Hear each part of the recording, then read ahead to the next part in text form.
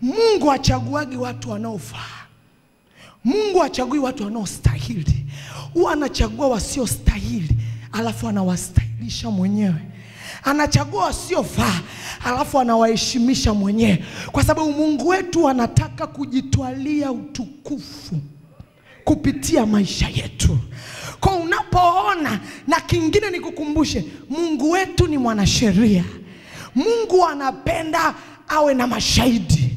Huwa anataka watu wote wakuone umechoka. Anataka watu wote wakuone ya kwamba wewe ndio basi. Waone ya kwamba ndoa yako haiwezekani tena. Alafu anapokuja kufanya, wale waliokuwa wanakuzeba ndio wanakuwa mashahidi.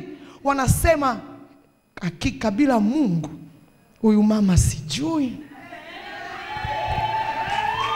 Kila mtu alikuwa anajua ndoa yako imeisha. Na unaenda kwenu, hapo anashangaa, unakuja kanisani mume wako anakufungulia mlango wa gari. Wanabaki jamani, si alikuwa anaondoka huyu. Ndio Mungu anataka. Mungu anataka wakuite tasa, wakuite mgumba. Siku moja anakuweka kuwa mama wa watoto wengi. Kwa usiumie unapopita. Mungu yuko pamoja na wewe. Umechaguliwa na Mungu.